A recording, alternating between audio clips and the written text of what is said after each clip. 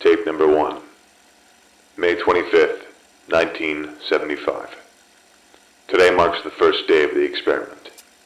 My name is John McAdams, and I've decided to document my progress with this experiment on tape. I'm doing this project on my own, without the help of any third-party company or the government, as they would consider the practices that I intend to use on this experiment horrific, inhumane, or immoral. I don't believe that's the case. I believe that in science, there's no such thing as an immoral action. That's why I decided to start this company and, by extension, open this restaurant, utilizing robot animatronics, so I can both fund and successfully conceal the experiment until it's completely finished. I am a man of science, and I believe that if a risk must be taken to further the pursuit of knowledge, then we must do it, even if that means sacrificing another. Some may consider me a murderer of sorts, but they simply cannot possibly fathom the magnitude of what could be achieved. So to be clear, I do not take some sick joy from conducting these acts, these experiments. I'm not a bad person. I will do anything to make this experiment work, and when it eventually does, those lives will count for more than they could have possibly achieved in life. My goal is the transfer of a human life into an artificial body, preserving memories, feelings, senses, to expand existence beyond the insignificant span of a human life. However, for a human life, a soul, if you will, to be transferred, the original body must be destroyed. One would consider animal testing to prove my theory, however. The human mind is infinitely more complex than that of the common rabbit, pig, or other test subject. A human test subject is absolutely required. However, without outside funding or public approval, the dream of immortality is merely that. A dream, lest I can provide a human test subject. I can't just use some lowlife, some man with nothing to lose, no. The adult brain is too developed. Any attempt to transfer would result in immediate brain death. No, the only plausible solution is to transfer a human child, no more than 3 or 4 years old. And that way, when transferred to his new body, he will adapt to it almost instantly. The brain, still developing motor skills and memories, should link seamlessly with the new hardware, and believe the automaton is its own body. I can't just use some urchin off the streets, though. No. And adopting an infant orphan is implausible as well.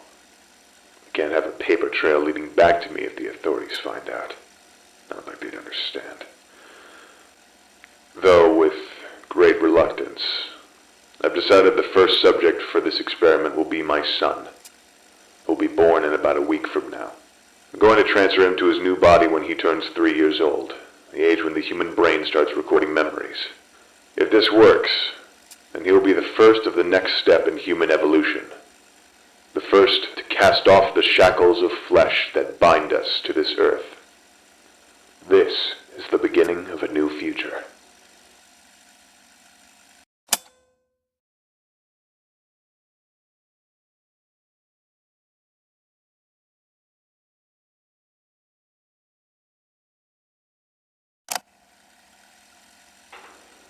Tape number 8. Today marks June the 3rd, 1978.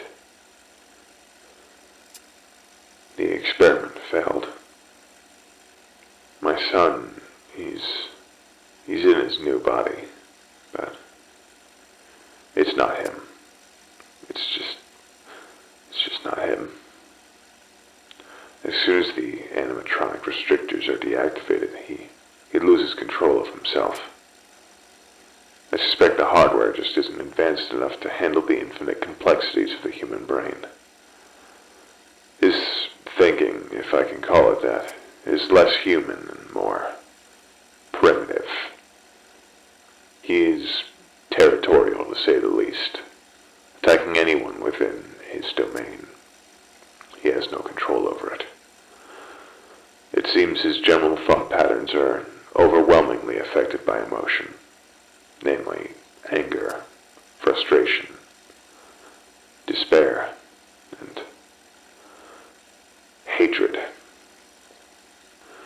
However, this is not a total failure, merely a step, a trial, a prototype. No great success lives unmarred by a history of failure. The experiment will continue no matter what. And for you, my son, you will be remembered as the first subject in this brilliant endeavor. Your sacrifice will not be in vain. You will be remembered. You will be respected. Because you were the first step in achieving the impossible. For now, you will stay stored. I have 2 more animatronics prepared for phase 2 of testing, but as the data from the prototype has shown, it's unlikely that they'll be successful. For now, I'll store them away, until I can develop a new model with better technology. Something that can surpass the limits God has placed upon us.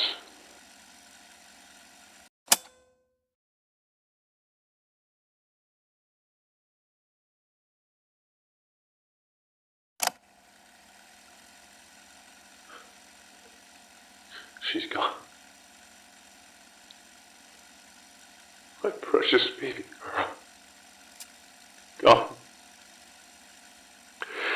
And now she's trapped in there. Confused. Alone. This is all your fault, Henry. You were supposed to take care of her. You were supposed to protect her.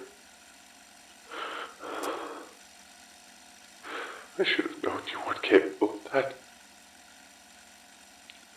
And now she's gone.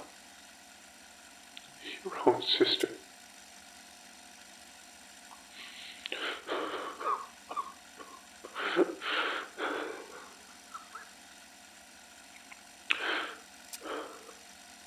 I can't give up now.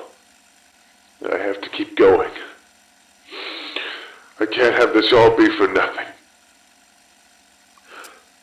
I must finish my work.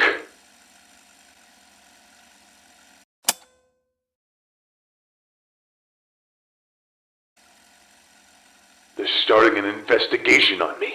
Me! It doesn't make any sense. How did they connect me to those orphans? It's not possible. I was careful. I had the bodies dismembered, disfigured, impossible to distinguish. The parts scattered, fragmented, far from this location. Somebody's against me.